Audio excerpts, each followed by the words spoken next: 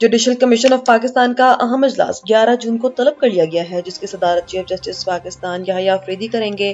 ذرائع کے مطابق اس اہم اجلاس میں جوڈیشل کمیشن کے نئے رولز کی منظوری کا معاملہ زیر غور آئے گا۔ واضح ہے کہ جسٹس عامر فاروق کی سربراہی میں قائم 5 رکنی رولز میکنگ کمیٹی اس حوالے سے اپنی تجاویز پہلے ہی مرتب کر چکی ہے۔ ان نئے مجوزہ رولز میں ججز کے امیدواروں کے انٹرویوز کے لیے خصوصی کمیٹی بنانے کی تجویز بھی شامل کی گئی ہے۔ ذرائع کا کہنا ہے کہ جوڈیشل کمیشن رولز کی باقاعدہ منظوری کے فوراً بعد ملک بھر میں ہائی کورٹس میں ججز کی تعیناتی کا عمل شروع کر دیا جائے گا۔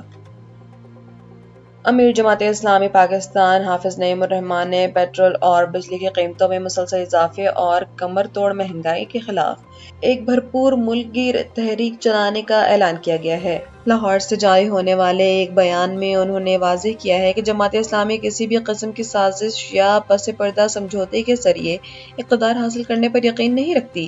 حافظ نعیم الرحمن نے حکومت پر کڑی تنقید کرتے ہوئے کہا ہے کہ حکمران اختیارات کو نچلی سطح پر یعنی مقامی حکومتوں کو منتقل کرنے پر مکمل طور پر ناکام رہے ہیں۔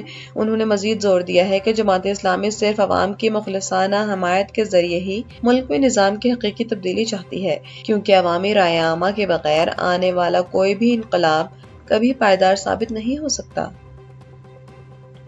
بلوچستان کے ضلع پنجگور میں سیکیورٹی فورسز نے ایک کامیاب انٹیلیجنس بیسڈ آپریشن کے دوران بھارتی پراکسی فتنۃ الہندوستان سے تعلق رکھنے والے 6 خطرناک دہشت گردوں کو ہلاک کر دیا ہے۔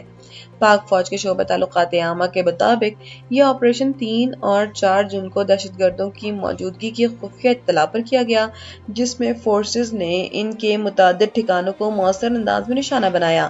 ہلاک ہونے والے دہشت گردوں کے قبضے سے بھاری مقدار میں اسلحہ اور دھماکہ خیز مواد بھی برآمد ہوا ہے۔ ISPR کا کہنا ہے کہ علاقے میں موجود دیگر بھارتی اسپانسرڈ دہشت گردوں کے خاتمے کے لیے کلیئرنس آپریشن اب بھی جاری ہے اور عزم استحکام کے تحت ملک بھر میں دہشت گردی کے خلاف یہ بلا تعطل کارروائیاں جاری رہیں گی۔